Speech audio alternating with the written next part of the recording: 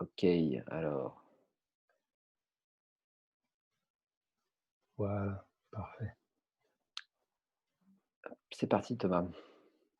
Bonjour à tous. Donc, ceci n'est pas la résultante d'une étude formalisée, scientifique et opposable au tiers.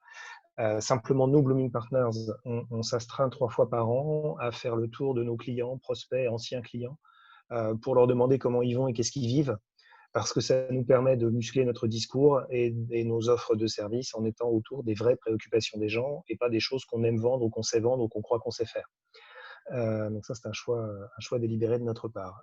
Par ailleurs, ces informations qu'on collecte 3 fois par an, on les partage avec les membres de notre communauté d'affaires que j'évoquais tout à l'heure, qui s'appelle Buddy Tree. Tous ne font pas le même exercice que nous, mais quand on leur soumet nos observations, généralement, ils réagissent, ils ont des choses à nous dire. Et puis surtout, Métamorphose, de son côté, a une activité de vigilance, pour ne pas parler de veille, où ils observent un peu ce qui se passe et eux aussi partagent avec les membres de la communauté régulièrement les choses qu'ils voient. Donc, à nouveau, tout ça est super biaisé parce que c'est les gens à qui on parle, mais en croisant ces 3 regards, Blooming Partners, Buddy Tree, Métamorphose, voilà ce qu'on a observé depuis la rentrée. Donc ça, c'est vraiment 5 septembre, 5 novembre. Voilà.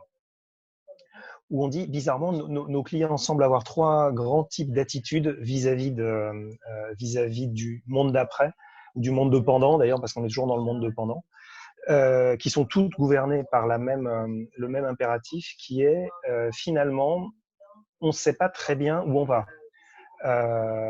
On est dans une crise, mais cette crise n'est pas une crise financière, économique, bancaire, du crédit, de la liquidité, etc.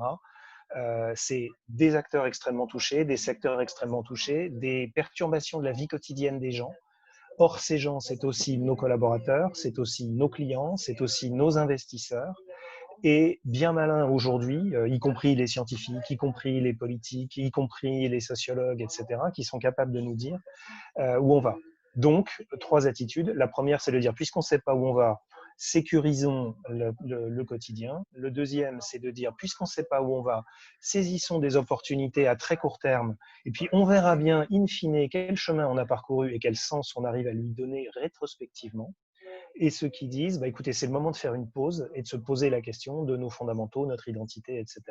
C'est vraiment, c'est vraiment ces 3 gradations dans la réaction. Donc le premier, le dos rond, c'est pas simplement de la passivité, hein, surtout pas. C'est de l'attentisme en disant, puisqu'on ne sait pas où on va, il faut qu'on se débrouille pour survivre.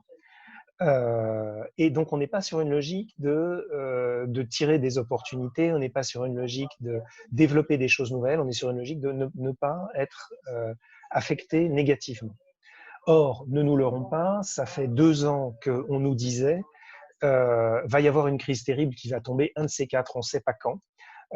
Mais on voit bien, quand on suit les cycles économiques au XXe siècle, tous les 10-12 ans, il y a une crise. La dernière, elle date de 2008. On voit bien qu'on est à la bourre, elle aurait déjà dû se produire. Qu'est-ce qui va se produire? Donc, il y avait des plans qui étaient déjà dans les tiroirs de se défaire de telle ou telle activité, se défaire de telle quantité de personnel, se défaire de tels ou tels individus qui sont des individus en vue, donc plutôt des cadres dirigeants, des cadres supérieurs, mais qui sont aujourd'hui dans une impasse relationnelle avec leurs camarades ou en termes de compétences ou en termes d'adéquation avec la trajectoire de la boîte. Voilà. Ces choses-là étaient dans les tiroirs, on ne les sortait pas parce que c'est toujours compliqué, on attendait le moment de dire, vous voyez bien qu'on n'a plus le choix. Or, et c'est intéressant, au lieu d'une crise très lourde, très systémique du type 2001, éclatement de la bulle Internet, 2008, subprime, on a eu plutôt un mouvement annoncé. Oh, vous savez, il se passe un truc en Chine comme il y a eu il y a quelques années le SRAS, etc. Il y aura peut-être une pandémie. Ah ben regardez, il y a une pandémie. Ah ben regardez, elle touche ce pays d'une certaine façon, ce pays d'à côté d'une façon différente, et vous êtes entre ces 2 pays, vous êtes clairement le prochain sur la liste.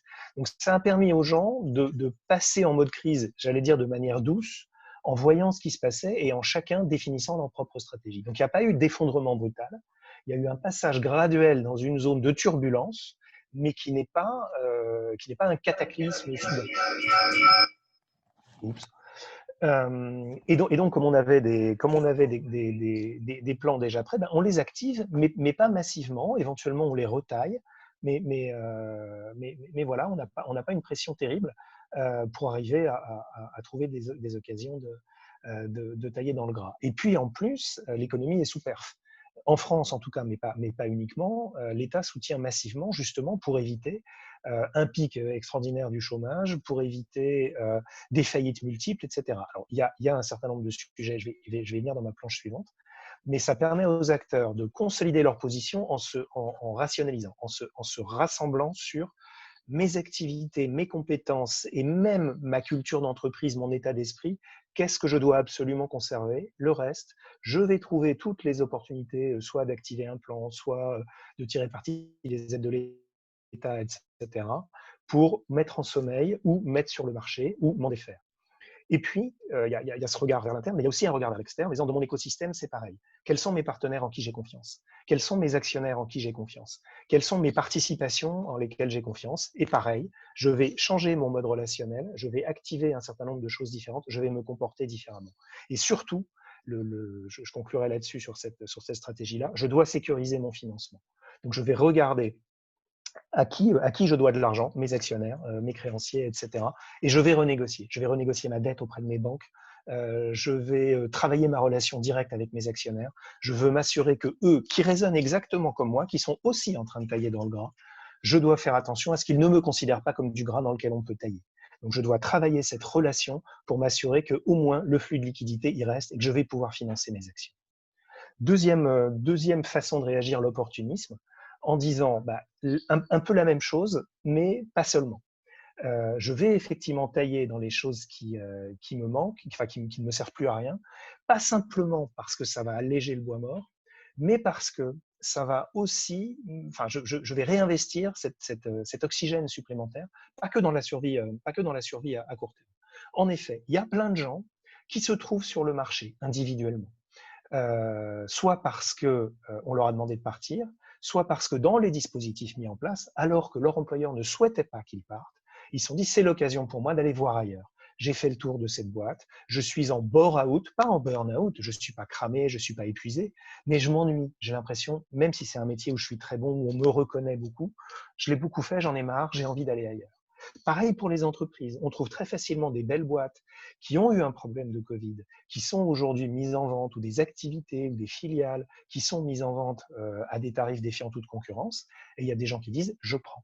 Nous, Blooming, on est sollicité pas mal en ce moment par des gens qui nous disent « voilà, moi je dirige un groupe familial depuis longtemps, j'ai racheté ça, qui fait un métier qui n'est pas du tout le mien, parce que ça avait l'air d'être une belle boîte, voilà, qui a eu un problème de liquidité, qui a eu un problème de gestion, mais qui n'est pas en soi malsaine. Trouvez-moi des synergies avec mon activité historique. Oui, je sais, c'est compliqué de voir des synergies entre les cravates et la pâtisserie, mais trouvez-moi des synergies stratégiques. Et je regarde côté entreprise, mais les investisseurs, pareil, cherchent des projets. Il n'y a pas de problème de liquidité. Par contre, comme il y a la première attitude, l'attitude d'Auron, des gens qui investissent moins, il y a un peu moins de demande d'argent. Donc, les banques ou les fonds, etc., ont un peu plus d'argent que d'habitude.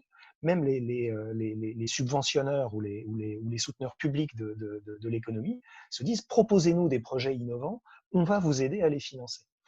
Nos amis de BPI que citait Damien sont comme ça en ce moment. Donc ça, c'est les acteurs qui non seulement se défont du bois mort, mais aussi cherchent des opportunités pour réinvestir l'oxygène supplémentaire, le carburant supplémentaire qu'ils ont récupéré. Et ils commencent à se dire notamment, au-delà de récupérer des choses un peu en ordre dispersé, parce qu'elles sont accessibles, parce qu'elles sont attractives, peut-être qu'on peut aussi se poser des questions sur le modèle, sur l'identité, sur le discours, c'est-à-dire intégrer toute cette réflexion qui est incarnée en France par la loi Pacte sur, oui, mais il ne s'agit pas simplement d'avoir des résultats économiques significatifs à court terme, le fameux pilotage par le quarter, etc. Il faut aussi qu'on se pose la question dans des temps très chahutés sur du long terme. Le Covid, c'est une longue histoire maintenant, ça fait 6 mois. Il faut peut-être qu'on se pose la question de dire qu'est-ce qui fondamentalement est un déterminant économique, qu'est-ce qui est important chez nous et qu'on doit sanctuariser indépendamment du résultat, parce que c'est ça qui garantit la reproductibilité de ces résultats. Donc plein de choses sur le purpose, la raison d'être, les valeurs, l'identité, la stratégie, le modèle économique, la proposition de valeur, toutes ces choses-là commencent à intéresser pas mal de gens et ils n'en font plus seulement un discours, ils commencent à tester. Ils rachètent des boîtes parce qu'elles ont elles ont mené cette réflexion-là. Ils rachètent des individus parce qu'ils ont porté ce type de transformation. Donc, ils commencent à être dans une phase d'expérimentation de ces nouveautés managériales, alors qui pour nous n'en sont pas parce que ça fait 10-12 ans qu'on en parle. Mais eux, maintenant, le Covid est pour eux un accélérateur de mise à l'épreuve de ce type de réflexion et de mode de fonctionnement. Et ça va se caractériser par le troisième mode de réaction, qui est le fait d'embrasser complètement cette philosophie-là en disant fondamentalement, on doit raisonner maintenant proposition de valeur, mais proposition de valeur, c'est pas offre de service. On doit se dire, quelle est ma proposition de valeur vis-à-vis de mes actionnaires? Donc, c'est l'application de l'attitude numéro 2 à la préoccupation numéro 1. On se le disait, ceux qui font le dos rond disent « je dois d'abord sécuriser mes financements ». Ceux qui se réinventent se disent « pour sécuriser mes financements, il faut que je gère ma relation actionnaire exactement comme je gère ma relation client ». Avec des gens dont le métier est, chez moi, de gérer la relation actionnaire. Pas la relation avec les analystes qui vont transmettre et interpréter les chiffres pour les actionnaires. Je dois parler directement à ceux qui ont de l'argent chez moi, à ceux que j'ai envie d'attirer, etc. Et je dois avoir aussi cette problématique de proposition de valeur, évidemment vis-à-vis des différents segments de ma clientèle, mais aussi vis-à-vis de mes viviers de recrutement, mais aussi vis-à-vis de mes partenaires clés, les gens qui sont mes sous-traitants dont je suis l'agrégateur, ou les gens qui me fournissent un certain nombre de services au niveau de mon informatique ou je ne sais pas quoi, dont j'ai profondément besoin. Donc, je dois raisonner proposition de valeur et décliner cette proposition de valeur sur l'ensemble des parties prenantes de mon écosystème. Et je vais plus loin. Cette notion de réinvention de modèle, je dois l'avoir aussi, pas simplement dans mon modèle commercial, pas simplement dans mon modèle de financement, pas simplement dans mon modèle d'organisation, mais aussi de management, mais aussi de collaboration, mais aussi d'innovation, etc., etc. Donc, premièrement, tous ces discours, je les ai entendus. Je dois les transcrire en action. Deuxièmement, ces actions, elles ne sont pas qu'internes, elles sont à la fois internes et externes. Je ne peux pas désaligner la façon dont je fais fonctionner mes collaborateurs et la façon dont je fais fonctionner mon vivier de recrutement, parce qu'au moment où ils passent de l'un à l'autre, ils vont sentir une différence et elle va être absolument dévastatrice s'il y a un désalignement extrêmement sensible. Et donc, on peut dire que ces gens-là sont en train de vivre une espèce de puberté, c'est-à-dire qu'il y a à la fois un champ nouveau de possibilités qui s'offre à eux, mais un certain nombre de souffrances dans les articulations au moment où tout ça grandit à un rythme désaligné, parce qu'il faut bien assurer le quotidien, la continuité de service en permanence, mais avec des fondamentaux qui sont en train d'évoluer. Quand on change son modèle de management, ça veut dire que les middle managers, on leur demande de travailler d'une certaine façon, mais on n'a pas encore aligné leur trajectoire de carrière, leurs indicateurs de performance, leur structure de rémunération, etc. Donc, dès qu'on touche à une pièce du puzzle, ça a des effets rétroactifs sur les autres. Et on ne peut pas tout changer en même temps pour assurer la continuité de service. Comment on articule les choses dans le bon ordre pour ne pas mettre les gens en porte-à-faux? Évidemment, on n'y arrive pas. Donc, on ne peut le faire qu'avec une transparence totale et en disant oui, on sait, oui, c'est normal, c'est pas vous qui êtes mauvais, c'est pas nous qui sommes méchants, c'est qu'on est tous en train de se réinventer et effectivement, on ne sait pas très très bien où on va. Donc, il faut tous qu'on soit très patients, très tolérants les uns vis-à-vis des autres, qu'on ne se juge pas et qu'on écoute les réactions des uns et des autres, y compris les réactions de souffrance, pour trouver une façon de s'articuler les uns les autres. Et c'est là, et je conclurai là-dessus avant de passer la parole à Damien, que vous, RH, avez un rôle très important à jouer, parce que après disons, entre 2008 et 2016, une révolution numérique motorisée par des révolutions technologiques, maintenant on est dans une révolution des usages, et pour accompagner ces douleurs de la puberté, ce sont des acteurs RH qui vont pouvoir activer ce discours de confiance entre les acteurs au sein de l'entreprise et au-delà de l'entreprise dans l'écosystème, en disant, voilà, en ce moment, moi, ce qui me motive et moi, ce qui me fait souffrir, et toi, et comment on fait en sorte, tous ensemble, d'arriver dans un état plus stable, plus agréable, plus pérenne, plus soutenable, en termes de création de valeur et d'épanouissement au travail, qu'avant la crise. Damien, tu nous donnes quelques chiffres pour mettre en perspective ce que j'ai dit?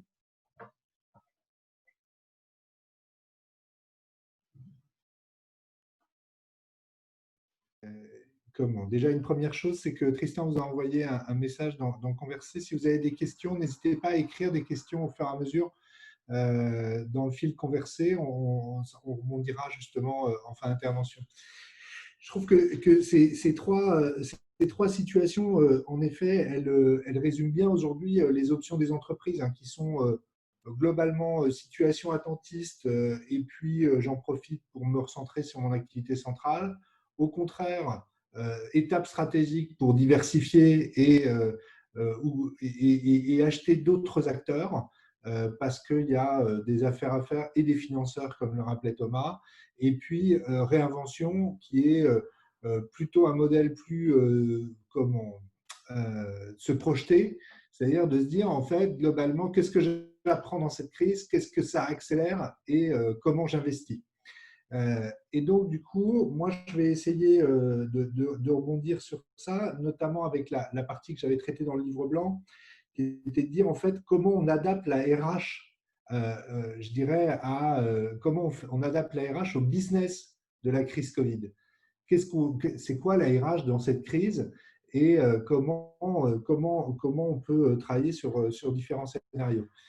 Alors, les rappels de chiffres clés, c'est quand même cette situation inédite d'une chute du PIB de 9%, ça on n'a jamais connu, une remontée au chômage qui est à 10%, et puis des situations paradoxales avec un taux d'épargne qui reste quand même très élevé, même si j'ai entendu qu'il a légèrement fondu par rapport au début du confinement. On a pourtant une manne consommateur qui reste énorme.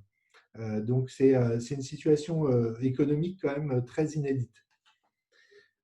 Si on prolonge sur cet aspect-là, ce qui est intéressant aussi, c'est que, en fait, avec le déconfinement, puisqu'en fait, c'est vrai qu'on a écrit dans le premier confinement un livre blanc, c'est que les scénarios sont retrouvés d'ailleurs assez validés. Il y avait plusieurs scénarios, notamment par l'Institut Montaigne. On voit bien qu'il y a un tiers des activités qui ont retrouvé leur activité normale immédiatement. Après, on voit que les projections, c'est plutôt des retours d'activité de 2019 seraient retrouvés pas avant 2022. Et pourtant, si on regarde les pertes d'activité globales entre août et septembre, ça reste que 5%. Donc, pourquoi est-ce que le retour à l'activité sera équivalent, on va dire, seulement en 2022 ? C'est parce qu'il y a des secteurs qui sont extrêmement impactés. Donc, en fait, il y a vraiment des entreprises qui se redressent très, très vite, des secteurs qui se redressent très, très vite. Et puis, au contraire, il y a des activités comme le transport, plutôt le transport de personnes, par exemple la SNCF, c'est des pertes abyssales qui sont devant eux. Air France, trafic aérien, avant de relancer le trafic aérien au niveau où on l'a connu, plus la construction aéronautique au niveau où on l'a connu. Enfin, du coup, c'est des écosystèmes entiers qui sont affectés et qui, eux, vont mettre beaucoup de temps. Pourtant, dans la reprise d'activité, on voit que l'État a agi massivement. J'ai rappelé les dispositifs, un PGE, bon, on en a tous parlé, dispositif de chômage partiel massif comme il n'a jamais été utilisé en France, report de charges, où on est extrêmement soutenu sur toute la partie paiement, et puis un plan très centré immédiatement avec une rapidité assez étonnante sur un jeune, une solution, consistant à vraiment soutenir l'emploi des jeunes, aussi bien sur le front d'apprentissage que sur le front de l'embauche. D'ailleurs, j'ai entendu que la prime de 4 000 € sur l'embauche des jeunes venait d'être prorogée jusqu'au mois de juin pour vraiment éviter un chômage des jeunes massif. Donc, du coup, quand on avait fait ce papier, on s'est dit, mais quand on pose cette situation économique, c'est quoi le rôle de la RH et en fait, en quoi il est quelque part écartelé dans ce moment-là.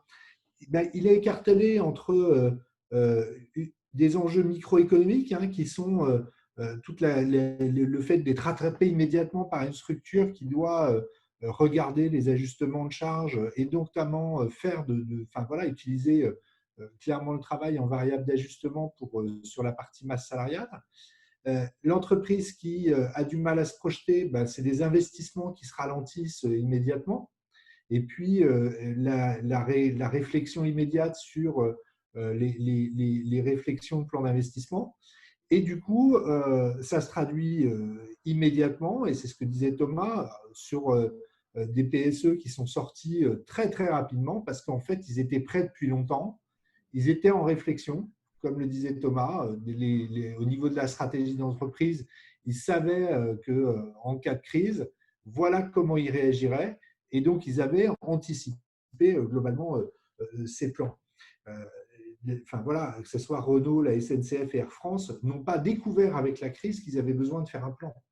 Ils le savaient avant, ils attendaient, ce n'était pas une espérance de rencontrer une crise économique, mais ils savaient qu'en cas de crise économique et dans lequel ils seraient frappés, voilà le plan sur lequel ils devraient agir pour se réajuster. Globalement, on voit bien que c'est comme ça que ça a fonctionné. Donc, tout ça était prêt avant.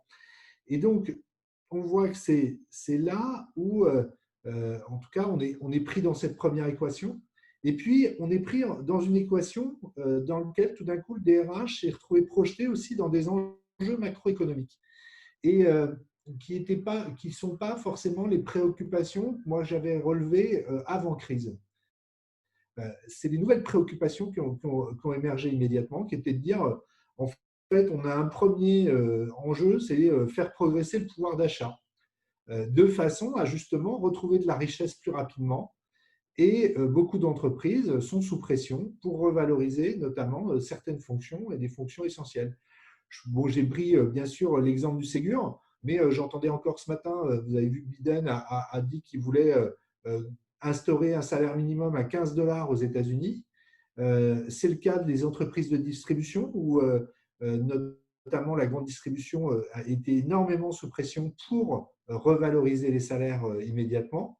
Et pour autant, ça peut paraître paradoxal parce que du coup, l'entreprise d'un côté essaye de tailler dans ses coûts et en même temps est projetée dans une pression énorme consistant à faire progresser la valeur de la richesse du pays en revalorisant immédiatement les salaires. Et comme l'État aide beaucoup, la pression est extrêmement forte tout d'un coup sur les DRH sur cette partie. Et puis, la pression est extrêmement forte côté entreprise et du coup aussi RH sur, en fait, dans quoi on va investir pour créer de l'emploi. Puisque le principal moteur de création d'emplois, enfin d'ailleurs même le moteur de création d'emplois, c'est l'investissement dans les entreprises. Donc, tout d'un coup, dans quoi l'entreprise va investir et moi, DRH, par rapport à ces investissements, comment je vais accompagner l'emploi dans l'entreprise. Donc, on voyait que c'était du coup dans cette tension-là que se jouait le rôle du DRH et je trouve que confinement, puis déconfinement, puis reconfinement ne fait que confirmer cette tension qu'on a actuellement. Et puis maintenant, la perspective, on va dire, d'une sortie de crise, pas de sortie de crise sanitaire, augmente la pression sur ces deux aspects. Ce qui fait qu'en fait, si on regarde de façon pratique, nous, on avait dessiné 3 scénarios qui, d'ailleurs, ont assez peu bougé par rapport à ce qu'on a vu.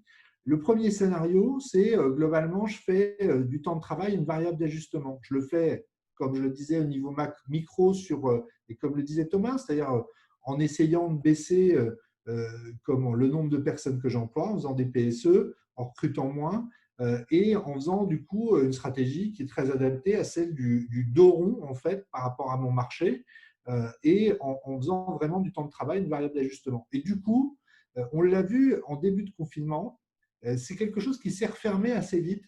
Du coup, sur cette stratégie, immédiatement, c'était embrayé avec le MEDEF, les organisations patronales, c'est de dire en fait, je fais pression sur le cadre dans lequel s'exerce le travail. Donc, je cherche à enlever des congés, je cherche à déréguler le temps de travail, je cherche, etc. Et du coup, le RH, à ce moment-là, on voyait bien se retrouver immédiatement plongé dans des relations avec les IRP extrêmement difficiles. Et donc, du coup, scénario 1, ça veut dire que le DRH, c'est force de confrontation sur la médiation directe avec les syndicats et plongé que sur cette partie. La deuxième, c'est le scénario, quand on échange avec vous, c'est un peu le worst case. Peu de DRH prennent plaisir à se précipiter dans les relations conflictuelles, enfin dire, en tout cas les confrontations directes avec les syndicats. Le deuxième, c'est de dire, en fait, comment je pousse à comprendre comment l'entreprise pourrait investir. Et donc, c'est un peu le scénario 3 de Thomas, c'est-à-dire comment je pousse l'entreprise et le comité de direction et le COMEX à proposer des solutions d'investissement. donc à avoir une stratégie offensive aussi bien vis-à-vis des actionnaires en place que d'actionnaires nouveaux. Je pense par exemple, enfin, vous voyez, moi je suis par exemple une entreprise bien sûr innovante dans le domaine médical.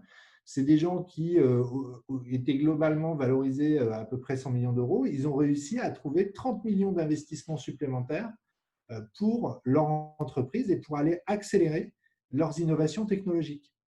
Et en plus, si on regarde du côté fonds d'investissement, les fonds d'investissement sont très appétents à investir en ce moment, notamment dans des entreprises, dans des entreprises qui investissent dans des technologies. Les pouvoirs publics, n'en parlons pas. BPI a des niveaux d'investissement et de soutien mais colossal sur cette partie-là. Et en plus, même si ça grippe un petit peu avec la Pologne et la Hongrie, on sait que ce qui sera soutenu au niveau européen sont des plans d'investissement dans les entreprises. Et donc, du coup, ça veut dire que le rôle du DRH, c'est de dire, OK, c'est quoi la stratégie? C'est quoi les investissements qu'on va faire? Et comment j'accompagne l'emploi sur cette partie? Et donc, comment je fais des plans pour monter en compétences mes collaborateurs, aussi bien sur le plan soft, c'est-à-dire comment je prépare mes équipes à apprendre, que comment je les aide à apprendre tout court. Nous, on a été d'ailleurs, et c'est une des grosses surprises de la rentrée de septembre, extrêmement interrogés sur le fait de former des managers. Et on nous a dit, on va monter des plans de formation des managers pour les adapter au télétravail. Une fois qu'on a gratté, on s'est aperçu qu'on allait surtout monter des plans de formation des managers parce qu'en fait, ça faisait bien longtemps qu'on n'avait pas formé des managers. Et puis, quand on commence à gratter, ça va être un ensemble de fonctions qu'il va falloir en effet préparer à apprendre. Et donc, du coup, aussi, investir dans quels sont les soft skills, les hard skills, pardon, les compétences dures qu'il va nous falloir pour pouvoir profiter de ces innovations. Donc, du coup, dans quelle formation, quel accompagnement on investit sur cette partie. Et donc, du coup, le rôle de la RH est vraiment d'articuler cette stratégie et les compétences et le capital humain de l'entreprise pour pouvoir prendre cette vague. Bien sûr, ça passe par des acquisitions, mais ça veut dire que tout d'un coup, on est vraiment sur cette partie accompagnement de la stratégie de l'entreprise par le capital humain, qui consiste aussi à considérer à ce moment-là, on avait fait un papier avec Faber, enfin, pas un papier d'ailleurs, on a fait une conférence avec Faber Novel là-dessus. Ça consiste à considérer le capital humain comme un asset. Il faut savoir que c'est quand même un des seuls assets qui n'est pas valorisé aujourd'hui dans l'analyse financière des entreprises. Ça paraît même assez aberrant quand on connaît le coût de la masse salariale de la plupart des entreprises. Et en plus, il n'y a pas une entreprise qui ne tient pas un discours que, en fait, l'essentiel, c'est d'avoir les bonnes personnes pour pouvoir conduire la stratégie. Pourtant, il n'y a aucune valorisation aujourd'hui du capital humain. On a fait voilà, ce travail. Et cet investissement, en effet, il ouvre des champs et des océans bleus. On en parlait, par exemple, c'est la surprise des matelas. Par exemple, tous les gens qui sont… j'entendais ce matin que la literie, en fait, est un marché qui a explosé. Je crois qu'il y a, je ne sais plus s'il y a des personnes de la poche, j'entendais aussi à quel point le colis va exploser pour Noël. Bon, c'est bien d'ailleurs, les petits commerçants sont soutenus, enfin pas seulement les petits d'ailleurs, les commerçants sont soutenus et les producteurs aussi sont soutenus pour faire plus de e-commerce.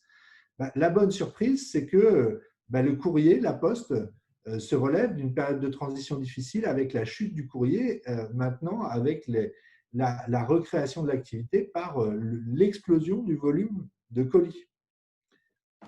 Alors même si on a un peu des tensions paradoxales, moi j'entendais Laurent Verger frapper sur Amazon alors qu'il rappelait quand même qu'Amazon avait fabriqué des emplois en France. Mais bon, il faut bien trouver toujours des forces du mal, mais plutôt de voir comment l'accompagner. Enfin, le dernier scénario, qui était qui était le scénario de rupture, ça partait un peu d'un constat très personnel, ça part pas de gros, enfin même pas, ça pourrait être étayé d'analyse. C'est globalement pour recréer de la richesse rapidement, pour arriver en 2022 à reproduire 2019, peut-être qu'on peut aller plus rapidement et se dire en fait qu'on pourrait aussi avoir une position de DRH qui soit plus iconoclaste et innovante, consistant à se dire qu'en fait, il y a eu des schémas, notamment beaucoup étudiés sur l'intrapreneuriat et qui se sont avérés assez peu payants, en fait. Si on regarde l'essaimage et le nombre d'entreprises qui ont été créées aujourd'hui par l'intrapreneuriat, ce n'est pas l'Eldorado de croissance qu'on voulait avoir. Et nous, c'était un peu une rétrospective, on a travaillé dans le Gotank sur ce sujet avec vous. Et globalement, ce qu'on avait constaté, c'est qu'il faudrait accepter plutôt de développer les compétences entrepreneuriales dans l'entreprise. C'est-à-dire d'accepter de détecter et de former des entrepreneurs qui demain ne resteront peut-être pas dans l'entreprise, mais qui aideront à faire de la croissance rapide aujourd'hui pour l'économie, et enfin pour la société, c'est pas d'ailleurs pas pour l'économie, c'est plutôt pour nous tous, et du coup à accélérer, je dirais, la reconstruction d'écosystèmes, et en plus qui serait certainement de formidables relais de partenaires d'entreprises duquel ils seraient partis, puisque souvent, on le voit, dans ces cadres-là, on arrive à tisser des partenariats assez intelligents avec des entreprises qui ont été créées par des anciennes entreprises. Et donc, du coup, on s'est dit, dans cette position, ça consistait vraiment à essayer de repenser le rôle du DRH comme un accompagnateur du talent, aussi bien du talent, bien sûr, dans l'entreprise comme salarié, mais aussi dans les transitions de talent. D'être capable de se dire, en fait, j'ai détecté que j'avais des gens qui sont extrêmement bons, et plutôt que d'être dans ces mécanismes affreux qu'on appelle les rétentions, en fait, je vais peut-être accepter que dans cette période, pour le bien de tous et pour mon bien à moi aussi, parce que j'ai besoin d'une économie qui soit en croissance, j'ai intérêt à accompagner certains de mes potentiels vers le talent qu'ils ont envie d'exprimer, qu'on a détecté, qui est un talent entrepreneurial. Donc, globalement, aujourd'hui, c'est les trois scénarios sur lesquels on a essayé de pousser la réflexion du rôle de DRH. Et puis ensuite, c'est marrant parce qu'on avait une conversation hier avec Olivier Boileau et Agathe Anne, qui sont nos spécialistes en acquisition de talents des DRH. Et on disait, ce qu'il faudrait aujourd'hui, c'est que les DRH ne passent pas aussi à côté de leur rôle RSE. Et on voit bien qu'on est en fait dans un moment où on a un sujet, c'est celui de l'inclusion. On voit qu'aujourd'hui, le chômage va extrêmement se développer, avec un mur énorme qui sont l'exclusion du marché du travail de gens qui ont peu de compétences et qui ne sont pas les compétences qui intéressent aujourd'hui les entreprises.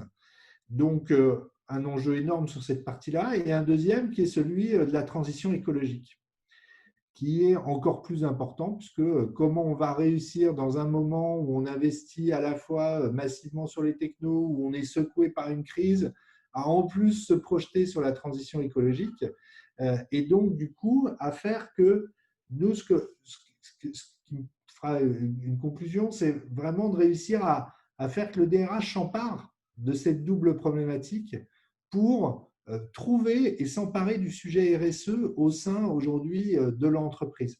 Et comme le disait une coach, hein, c'est pas attendre qu'on nous le donne, c'est le prendre.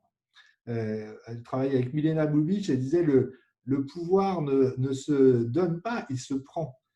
Et souvent, on me dit dans les échanges qu'on a avec dans ces moments, on me dit mais oui, mais le DG ne me l'a pas demandé. Oui, mais qu'est-ce que vous avez proposé?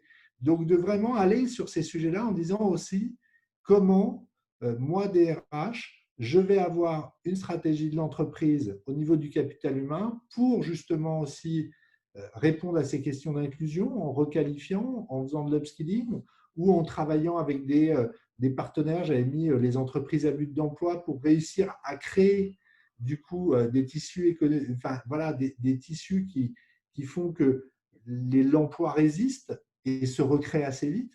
Et comment j'ai aussi des investissements pour pouvoir passer les sujets de transition écologique, et comment je challenge aussi mes dirigeants pour aller chercher des investissements qui permettent d'orienter la stratégie de l'entreprise. Voilà, moi, à peu près ce que j'avais à partager. Merci Damien.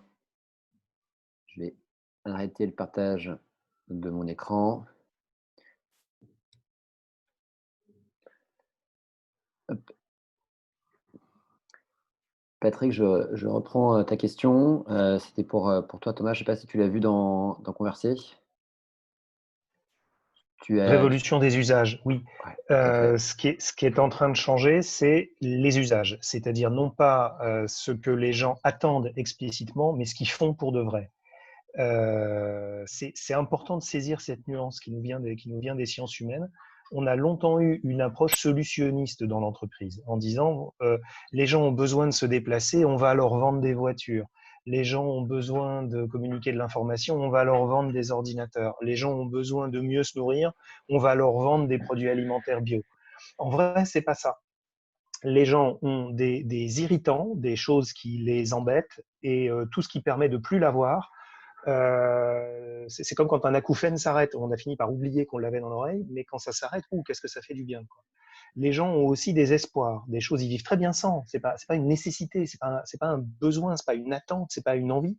Mais si on le leur donnait, ils seraient vachement contents. Et surtout, les gens ont des éléments identitaires. Il y a des choses qui les définissent eux. Et on voit que de plus en plus, dans un monde mondialisé, dans un monde instantané, dans un monde interconnecté via le numérique, les gens ont énormément besoin de se rabattre sur moi, je suis de tel village. Quand j'étais enfant, je faisais ça.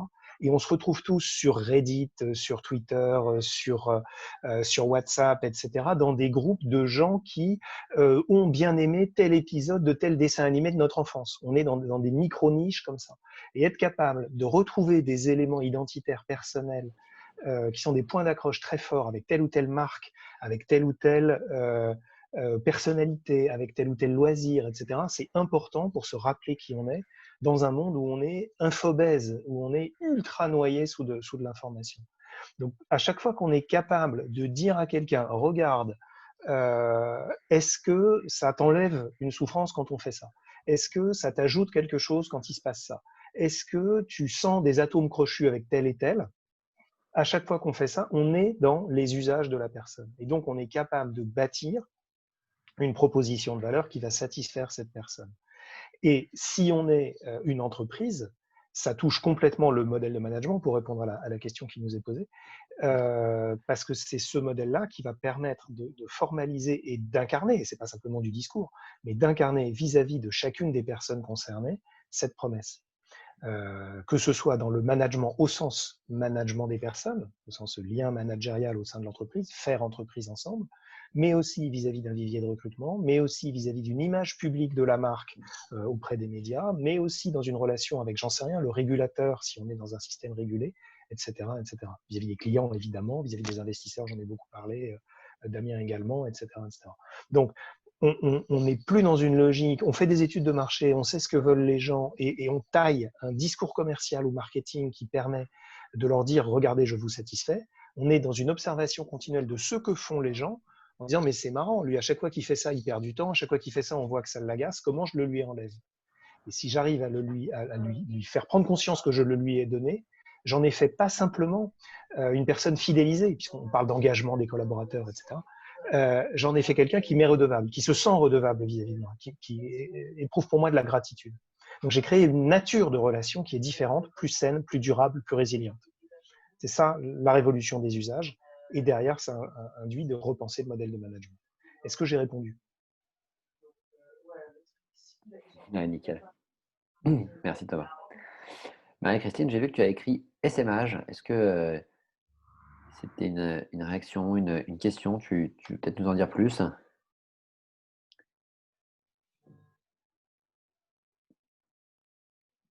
Hop, ton micro n'est pas activé. Bon, au pire. Oui, effectivement, l'essaimage est une question ancienne. Vous m'entendez bien? Ouais. Ouais, l'essaimage est une question ancienne puisque donc moi je suis DRH, j'ai une trentaine d'années d'expérience et déjà en sortant de l'école, j'avais été contacté par le Sieur, par des sociétés qui s'étaient montées pour développer l'essaimage. Déjà comme mode de management RH pour gérer la variable RH, gérer les talents, non pas simplement à l'intérieur de l'entreprise, mais aussi à l'extérieur pour développer la marque un petit peu comme on le fait avec des franchises ou des choses comme ça. Est-ce que vous pouvez nous en dire davantage sur les pratiques d'essaimage que nous avons aujourd'hui? Moi, j'ai plutôt observé des programmes d'intrapreneuriat en ce moment. Donc, notamment avec l'hyper-développement, hein, des Fab Labs en interne. Donc, avec des gros programmes voilà, je pense à Air Liquide, notamment je connais bien, mais il y en a vraiment énormément. Il y a Total, enfin voilà, tous les grands groupes se sont dotés, euh, on va dire, sur les dernières années, de plutôt de programmes d'intrapreneuriat. Donc, consistant en fait proposer en fait, à organiser des sortes de concours d'innovation et puis à proposer des structures d'incubation à l'interne de ces projets. Mais ce qu'on constate justement, c'est qu'il y a, enfin, bon, je vois Danone aussi avec qui j'ai pu échanger sur le sujet, Engie, c'est qu'il y a un vrai problème à faire sortir.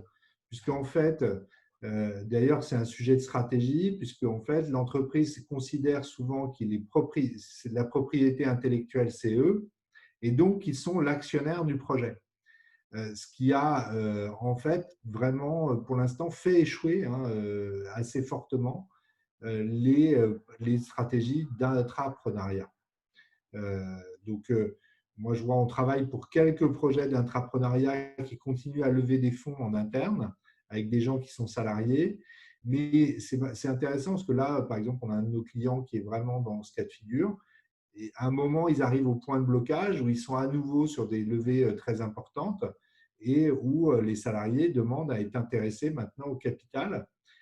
Et en fait, l'entreprise a vraiment du mal à gérer cette position. Donc, sur les l'essaimage, moi, j'ai vu après des stratégies, par exemple, Veolia avait fait tout un restructuring de ses activités en se recentrant sur son core business et en proposant du coup et faisant un accompagnement assez réussi d'entreprises qui avaient développé des services en interne et qu'ils ont accompagné pour devenir des vraies entreprises dans le marché. Mais c'est des choses que j'ai observées là et c'était dans des technologies, donc c'était intéressant parce que c'était plutôt la DSI qui était à l'initiative de ce programme. Et donc, du coup, il y a dû avoir une vingtaine de spin-offs issus de Veolia à ce moment-là, mais je ne sais pas ce qui est devenu ce programme derrière.